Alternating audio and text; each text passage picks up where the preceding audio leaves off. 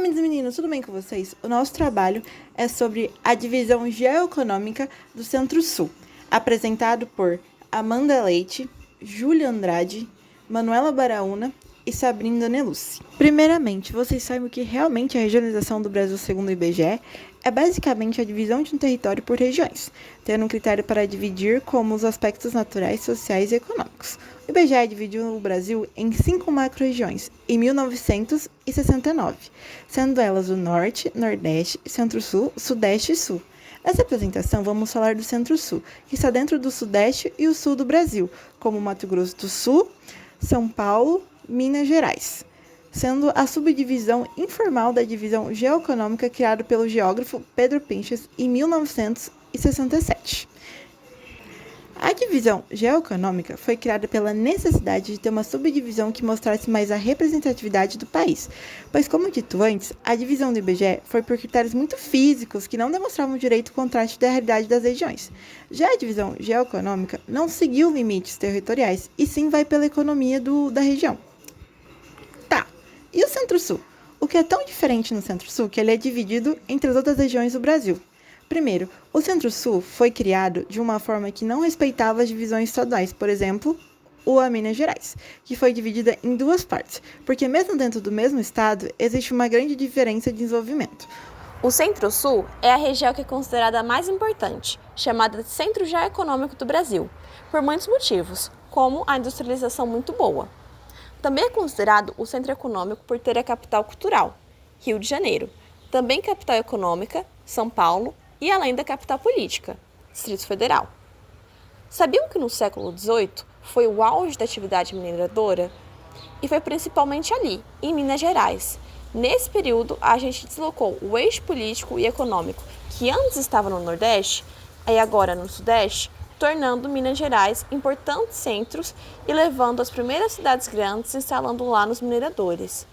Depois de um tempo, devido ao fato de ter um porto que escoava o ouro de Minas Gerais para a Europa, o Rio de Janeiro virou capital da colônia, levando para lá um centro cultural e político.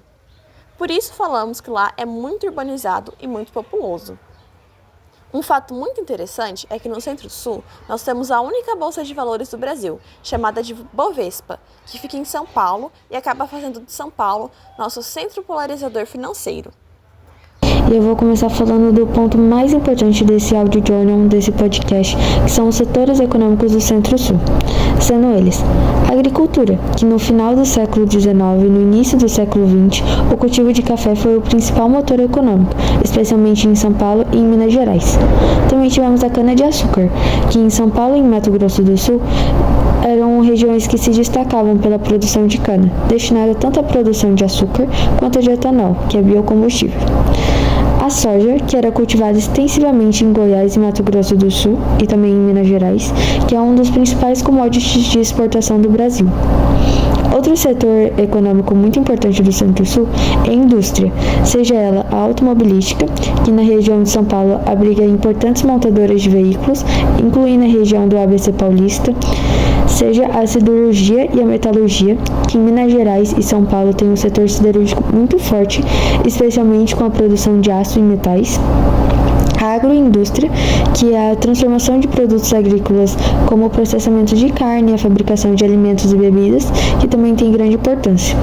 Agora também temos a indústria têxtil, que era um antigo setor muito forte em São Paulo, mas que com o tempo acabou perdendo a relevância, só que ainda existe em parte. Oi, meu nome é Amanda Leite e agora eu vou falar sobre os serviços. O setor de serviços, principalmente o financeiro, setor de comunicação e tecnologia, são muito fortes, principalmente em São Paulo, que é o centro financeiro do Brasil. Já no Rio de Janeiro, o setor mais forte é o turismo, devido às suas atrações naturais e culturais. Agora, no próximo slide, vamos falar do comércio e logística.